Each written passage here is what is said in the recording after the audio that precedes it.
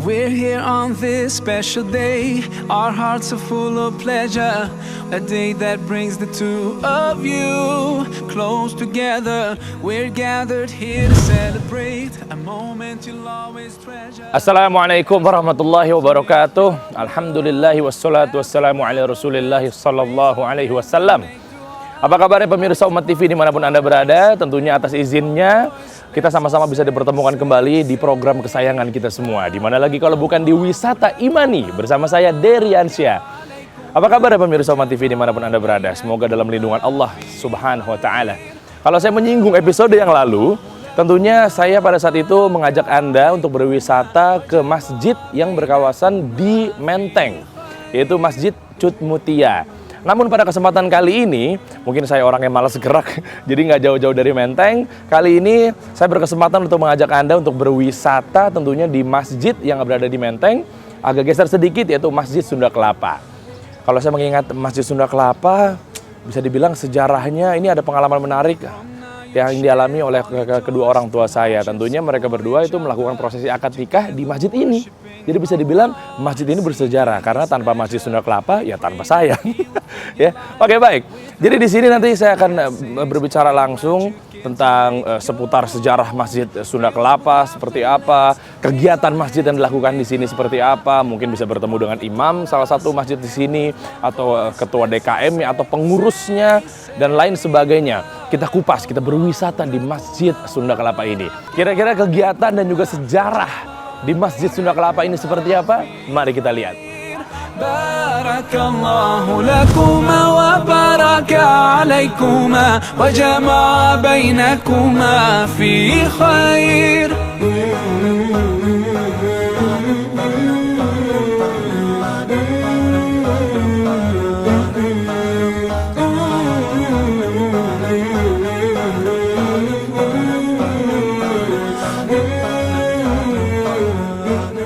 Oke, baik pemirsa Umat TV. Di awal segmen, tadi saya sempat memberitahu pada Anda bahwa saya akan mencari tahu nih kira-kira sejarah dari Masjid Sunda Kelapa itu seperti apa, apalagi kegiatannya, majelis taklimnya yang begitu aktifnya. Insya Allah nanti kira-kira hari apa aja dan jam berapa aja saya akan mencari tahu. Sudah bersama saya di sini bersama Bapak Kiai Haji Nur Alam yang selaku Ketua Bidang Dakwah dan juga Ibadah di Masjid Sunda Kelapa. Assalamualaikum Bapak Kiai Haji. Waalaikumsalam warahmatullahi wabarakatuh. Masya Allah, ini ada berkesempatan masuk juga di ruangan ini ya. Ya, ya. Biasanya Senang, kita kan sholatnya kan sholat aja ya. Ya. Ya. Jadi gini Pak Kiai, Ya. intinya kan pemirsa juga tahu di Wisata Imani ini tidak lepas dengan saya berwisata ke masjid-masjid, bisa dibilang nanti mengkupas sejarahnya. Ya, dan apa aja kegiatannya. Nah, dari awal dulu deh. Ini kan Bapak Kiai kan udah lama banget di sini nih. Saya kira masjid yang paling unik. Iya. Di antara masjid, nama masjidnya itu tidak berbau Arab. Ya. Oh iya, ini Sunda Kelapa. Masya Allah. Namanya Sunda Kelapa. Kenapa Masjid Sunda Kelapa? Karena sini ini adalah taman. Taman Surapati. Taman Sunda Kelapa. Taman Surapati di sana, Taman Sunda Kelapa ini Taman Sunda Kelapa. Oke. Nah, ketika itu orang-orang Islam yang punya keberuntungan di sini, ya seperti BM Motik, ya, kemudian Ibu Gatam, ya, keluarga Motik. Motik ya, itu Motik, ya. ada salah satu anak itu kawan saya kebetulan rumahnya depan persis kan ya? Oh iya. Iya, ya. agak geser sedikit dia. Faisal. Iya Faisal benar. Motik, ya. Oke. Nah itu dan lain-lain banyak ya. Ibu Dewi Motik juga dari sana. Insinyur Gatam. Oh iya. Ya, Ibu Gatam dan sebagainya. Ya, sejak 69 itulah meletakkan batu pertama untuk pembangunan masjid di Taman Sunda Kelapa ini. Oke, tadinya berarti hanya taman aja, apa hanya sudah ada taman. bangunan? Taman, tadi taman aja. Oke. Taman. Oke. Nah, kemudian baru selesai tahun 71 kemudian diresmikan Oleh? dan oleh gubernur ketika itu Pada saat itu Bapak Ali Sadikin ya? Ali Sadikin. Masya Allah, iya. Nah, sehingga sampai saat inilah berdiri dan apa namanya tetap bentuk masjidnya sampai sekarang belum berubah yang sentralnya ya. Paling-paling ada tambahan aja. Oke. Tapi sentralnya belum berubah. Apakah ada tokoh-tokoh agama juga yang ikut mendukung pada saat itu kan? Saat termasuk ketika itu kan ya Subhan itu kan ya Subhan itu Ya. almarhum. Ya. Nah, jadi pastilah mereka kan sesungguhnya orang-orang pergerakan ya. Pergerakan itu biasanya seperti itulah. Oke, berarti Bapak Pak Kiai masuk sini pada saat itu tahun? Oh, saya 84 sinilah. 84 Megang saya langsung jadi berkecimpung di dakwahnya. langsung wakil ketua Islamic Center. Ketika itu istilahnya ketua Islamic Center, ketua Islamic Centernya Pak Zaki Mubarok. Ya, kemudian wakilnya saya, sementara saya itu udah jadi wakil ketua, kemudian jadi sekjennya ya. Oh gitu, ya. Sekretaris umum. Ya, kemudian nanti di depan juga ada tulisan yang meresmikan gedung ini, tanda tangan diantaranya. Nah, sampai jabatan terakhir terpuncak itu sungguhnya Dewan Pakar. Saya salah satu Dewan Pakar. Masya Tapi Allah. karena punya tanggung jawab moral diminta untuk mengendalikan tentang dakwah dan ibadah ini. Oh gitu, oke. Kenapa? Karena sentralnya kegiatan masjid itu di bidang ibadah itu. Oh bidang ibadah dan dakwah. Betul. Berarti Bapak Kiai juga menentukan ikut mendukung misalnya imamnya siapa? Iya. Pasti ya. Muadzinnya siapa gitu ya? Imam itu kan di kita ada 6 imam, semuanya hafiz. Oke. Semuanya hafal Quran. Pastilah ya. Ya, semuanya hafal Quran. Dan kemudian ditambah ya suplemennya ya. Ada 2 imam. Yang namanya Syekh Isom. Ya, kalau bulan Ramadan full 1 bulan sama Abdul Aziz, ya itu dari Yaman. Ya, Langsung dari Yaman nih. Tinggal di Madinah tapi aslinya Yaman. Berarti Syekh langsung Sehingga didaratkan di sini bulan Ramadan gitu ya. full. Ya, full 1 bulan. Oke. Ini kita sedikit lagi nih bahas seputar sejarah nih Pak Kiai. Jadi apa sih yang menjadi minat yang membedakan antara Masjid Sunda Kelapa sehingga banyak jamaah-jamaah tuh kayaknya Sunda Kelapa aja nih. Kan sampai sekarang kan rame nih. Yang membedakan dengan masjid-masjid yang bisa dibilang di kawasan Menteng kan ada beberapa masjid nih. Sesungguhnya ada keunikan-keunikan tersendiri apa gimana? Sesungguhnya Sunda Kelapa itu satu. Tempatnya kan di sentral Jakarta. Iya. Makanya disebut Jakarta Pusat. Iya, ya kan? betul. Nah, kemudian karena itu taman, maka sebagai tempat rekreasi. Ya. Oh iya. Tempat rekreasi, kemudian ada kuliner, ya. Orang mau berlibur, kadang-kala ke sini dulu kan? Iya benar. Nah, itu yang kemudian Sunda Kelapa ini ada keunikan jamaah, termasuk Rizka ya, remaja masjidnya. Iya. Itu kan mereka mahasiswa-mahasiswa, mahasiswa UI dan Trisakti dari berbagai perguruan tinggi. Ya. Oh di sini namanya Rizka ya. Saya kan Irmas biasanya atau Rizka ya, oke. Remaja Islam Sunda Kelapa ya. Oh iya. Kemudian jamaahnya itu menengah ke atas. Oh. Itulah sebabnya di sini ini dengan kata lain tidak mencari dai-dai yang populer ya, tetapi yang berkualitas. Jangan bukan berprestise, benar, tapi berprestasi. Nah, tapi kebetulan ada yang berprestasi dan berprestise. Contohnya Abdul Somad kemarin ya. Dia kan beliau dia ngisi juga di sini. Ngisi di sini kemarin. Kemarin Dua kali. Subuh ya. Subuh tanggal 2 dan kuliah duha hari Minggu tanggal 4. Ustaz Abdul Samad. Dan ya kita bisa 6-7 ribuan. Oh iya, beliau hafizahullah taala, Masya Allah. Nah itu yang kita cari. Tapi yang kalau yang sekedar prestise ya, popularitas di sini kurang laku. Oh iya. Ya, kurang laku karena jamaahnya itu lain ya. Makanya di sini ada standarisasi. Standarisasi yang pertama, kita kan tidak terikat oleh golongan. Ya, entah itu siapapun dia yang berkualitas tadi, kemudian entah dari Muhammadiyah, itu apakah Persis, apakah itu NU, ya, semua golongan, partai apapun, selama dia berkualitas dan membawa misi, kita ada mainstreamnya, satu Islam kerahmatan. Rahmatan lil alamin, ya. Jadi itu yang kita pegang adalah Islam kerahmatan. Ya.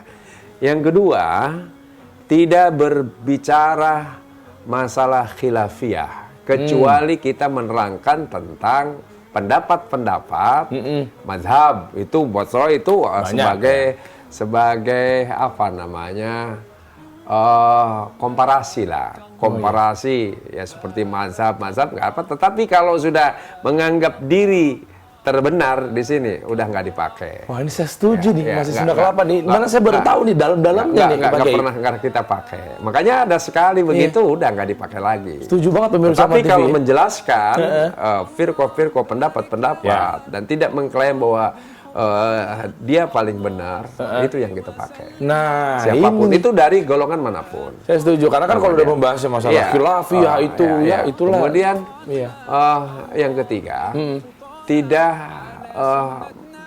membicarakan politik parsial. Ya. Tapi kalau berbicara politik, politik Islam nggak ada masalah. Tetapi bukan politik praktis. Karena Islam pun berpolitik. Itu kita. Itu. Kemudian yang keempat itu tidak provokatif.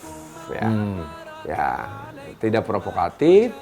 Dan yang kelima itu solutif. Jadi begitu orang habis dari Sunda Kelapa, itu maka dia ada mendapatkan sesuatu yang solusi dari problem yang dia hadapi. Gitu itu ya.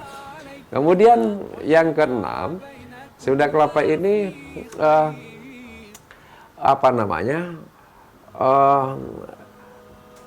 terutama yang paling diperhatikan oleh jamaah itu sistematisasi.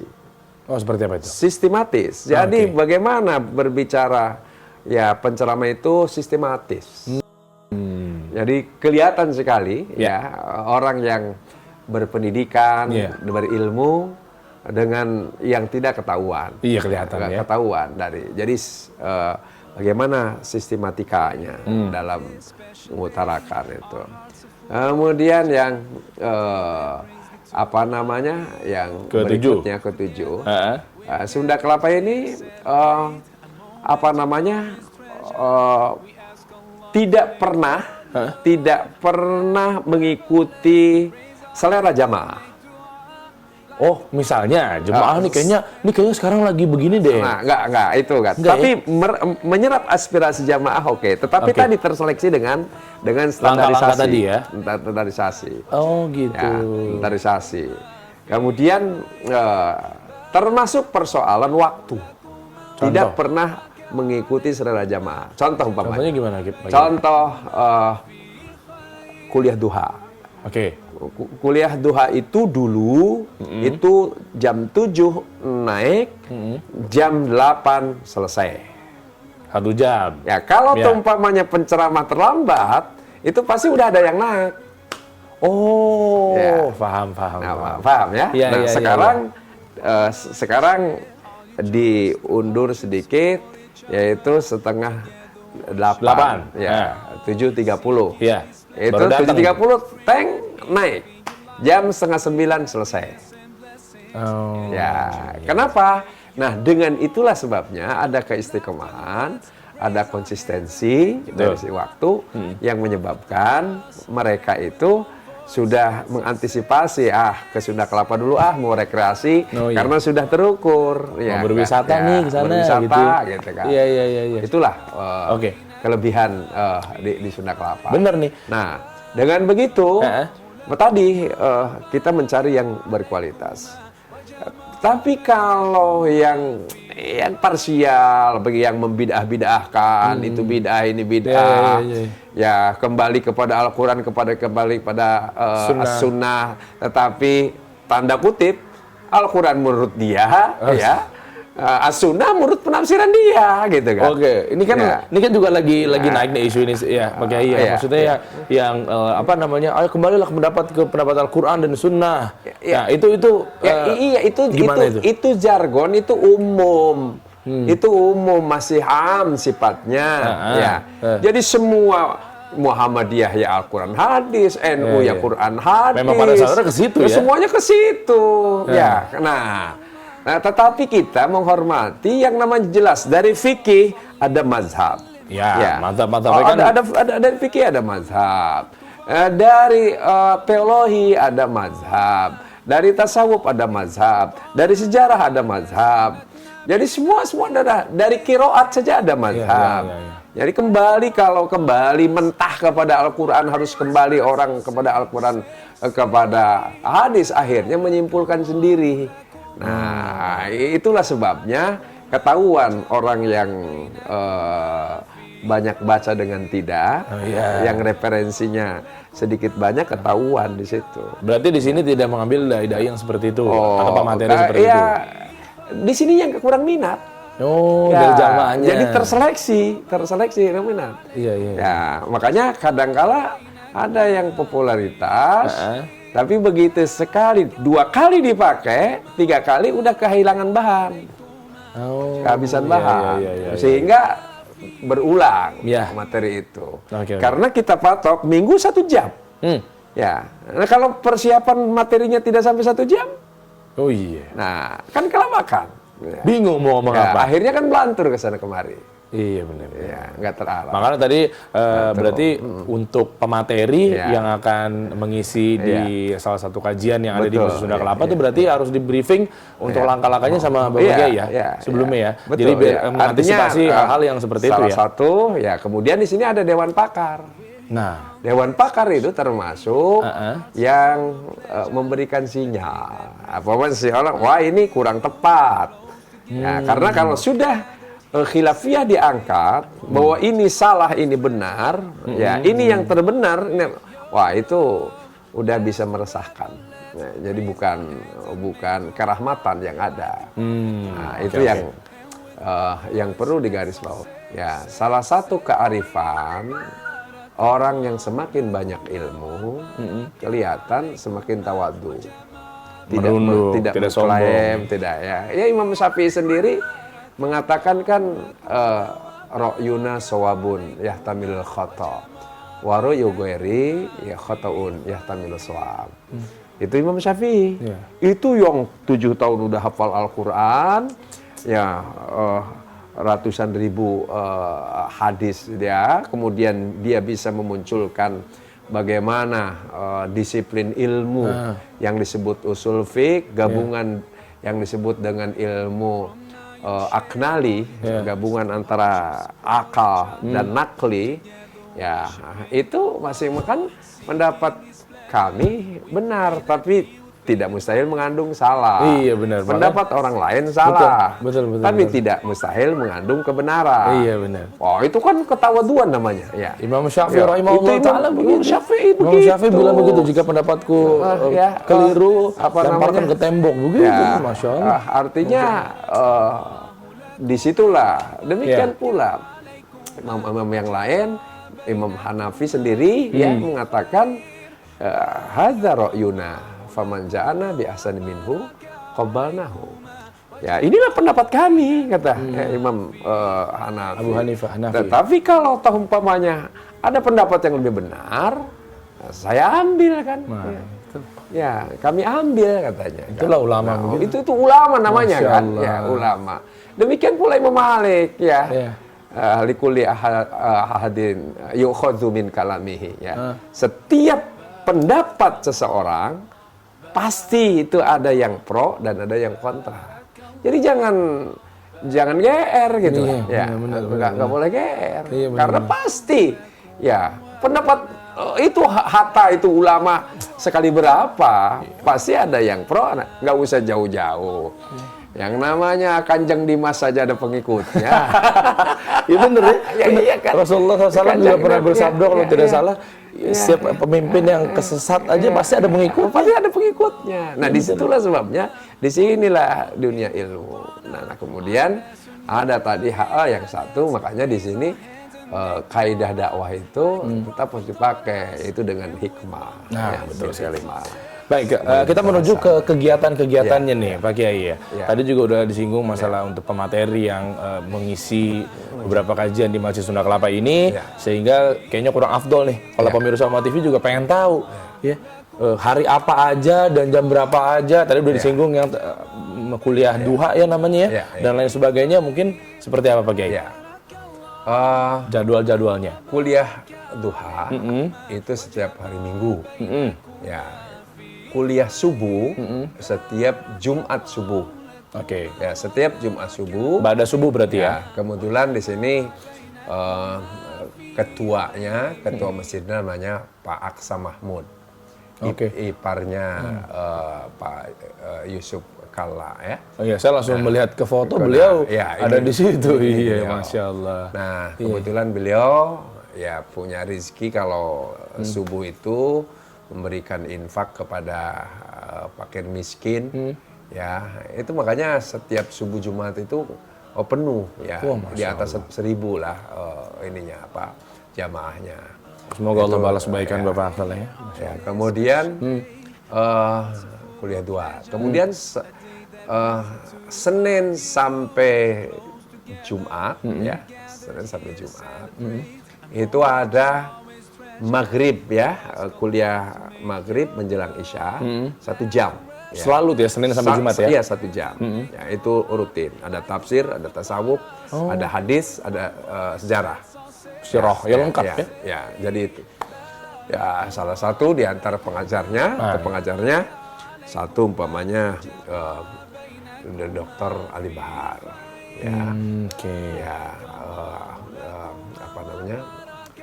Beliau isi di Ali Hasan Bahar ya. hari apa? Random ya, ngacak ya. Kemudian Mukhlis Hanafi, ya, Dr. Mukhlis Hanafi. Oke. Kemudian Hasanuddin Umar, ya. Kemudian ada Dr. Lutfi ya, Fatullah. Kemudian ada ya macam-macam lah, macam-macam ya yang dianggap punya disiplin ilmu. Ya, sementara saya sendiri itu karena saya yang menjadwalkan lah. Kalau mereka berhalangan, terpaksa saya harus standby kan. Ya, harus standby menggantikan mereka. Nah, itu maghrib ya, maghrib. Kemudian untuk Kuriska setiap hari Sabtu, Minggu itu selalu full. Ya, apa ini untuk merekrut remaja-remaja baru? Iya, atau? remaja-remaja. Ya, mereka ada kajiannya. Berarti kalau pemirsa Makanya Umat itu TV yang muda-muda bisa gabung? Bisa nanti kalau mau wawancara khusus ke sekretariat Rizka. Ya, itu khusus. Nanti apa saja programnya banyak. Programnya banyak juga ya? Program, ya. Anak muda ya? Kemudian di sini juga ada pengajian fakir miskin.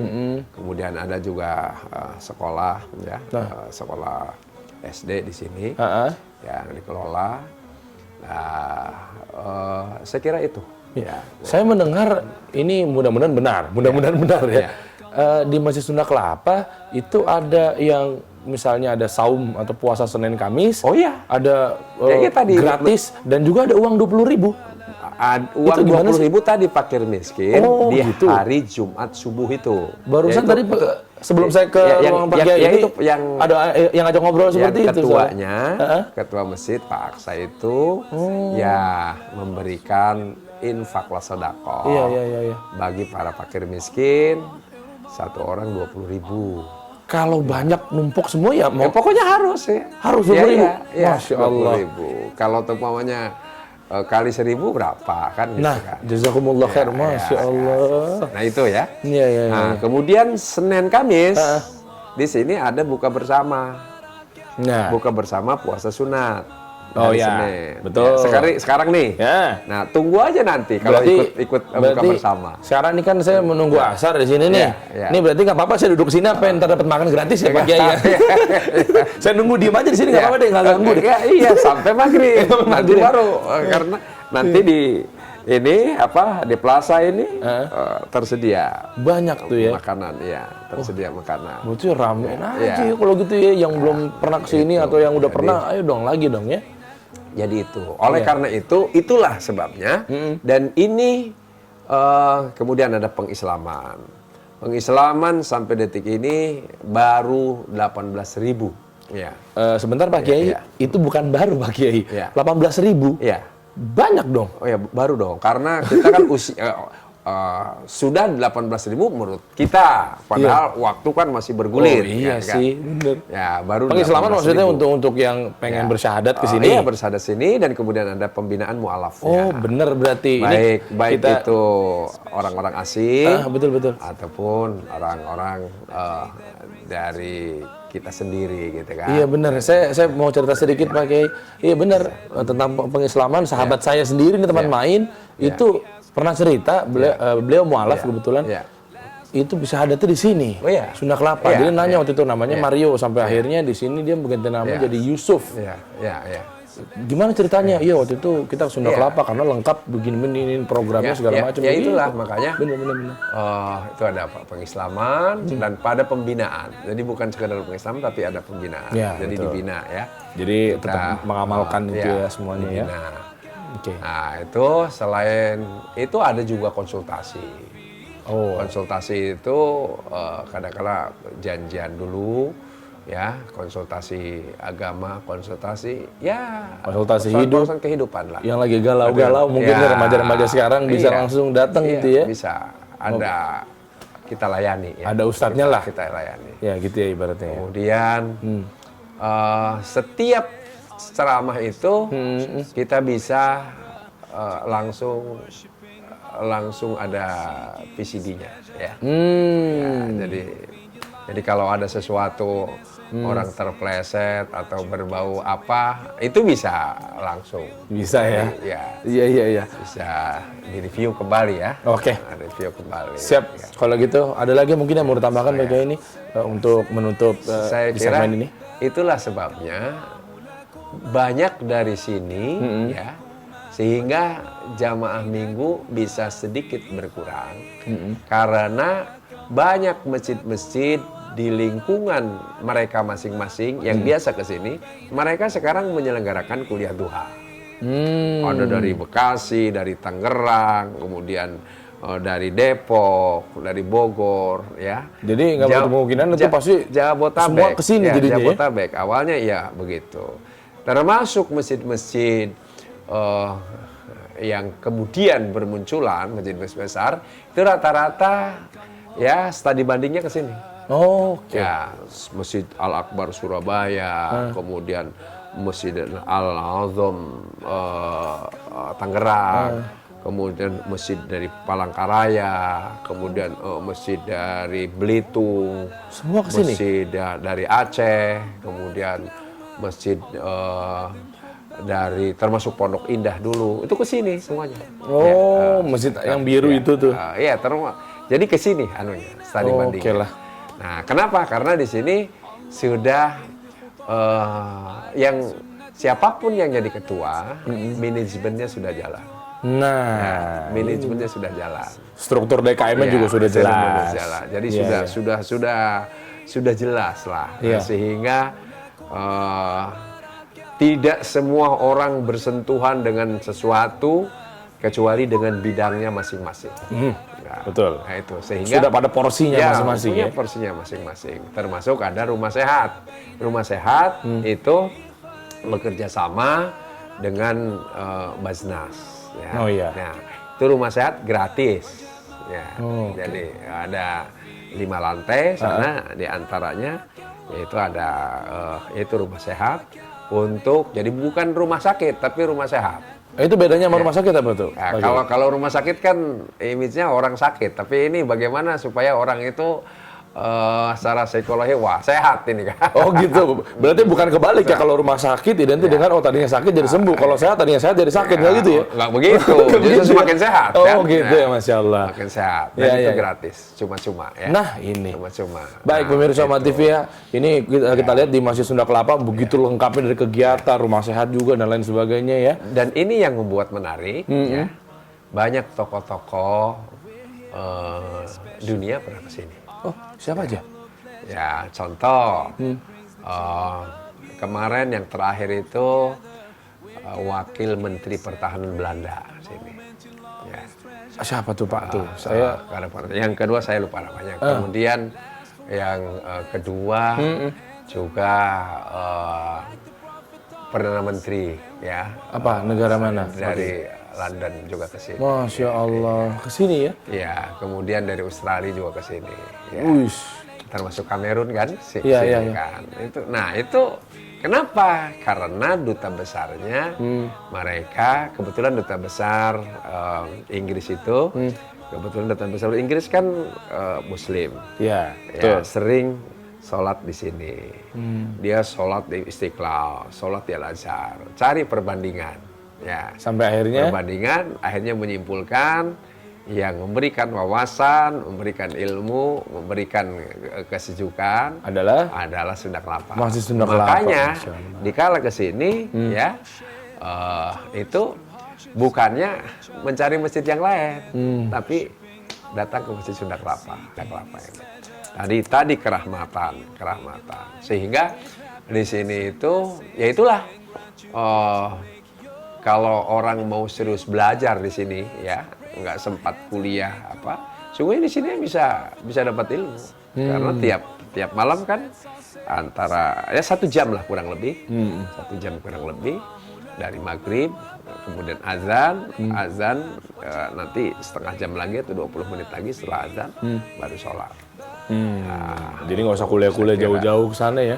Di sini juga udah cukup lah ibaratnya. Artinya bagi mereka yang tidak sempat mencicipi kuliah, saya kira oke lah. Ya. Kalau gitu ya pemirsa Umat TV nggak usah pikir panjang-panjang lagi ya. Kalau misalnya mau berwisata ya jajanan juga banyak, apalagi beribadah juga. Jangan lupa kalau ingin kuliner di hari Minggu, ya terutama di sini banyak orang-orang awak. Orang Padang. Oh Padang. Jadi masakan Padang. Kalau rindu dengan masakan Padang, datang hari Minggu, insya Allah komplit di sini. Oh gitulah. Atau ingin rindu dengan orang-orang Padang di sini, gitu. Banyak ya. Saya rindu sama yang mana, orang Padang yang mana ya? Bukan masakan tapi orangnya ya. Oke lah, baik kalau gitu Pak Kiai, terima kasih banyak nih dari penceritaannya yang sejarahnya dan lain sebagainya ya. Semoga sukses. Ya, semoga sukses dan semakin eksis ya. Ya, betul. Untuk menjadi media dakwah. Amin. Namanya juga Umat TV kan. Iya betul. Ya, memberikan dakwah kepada umat ya.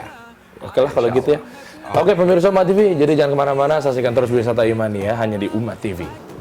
Alhamdulillah, baru saja kita mendengarkan penjelasan dari Bapak Kiai Haji Nur Alam yang selaku Ketua Dakwah dan juga Ibadah di Masjid Sunda Kelapa yang berada di kawasan Menteng. Semoga kita bisa sama-sama meramaikan masjid ini. Kegiatannya sudah jelas ya, sangat aktif. Apalagi juga jajanan-jajanannya ya, ibadah di hari Minggunya, Masya Allah. Ada juga puasa ya, ketika melakukan puasa, saum Senin dan Kamis, puasa sunnah, lalu buka puasanya gratis di sini. Ya kan? Masya Allah. Kalau gitu insya Allah ketemu lagi di episode selanjutnya. Tentunya di program Wisata Imani bersama saya Dery Ansyah. Assalamualaikum warahmatullahi wabarakatuh.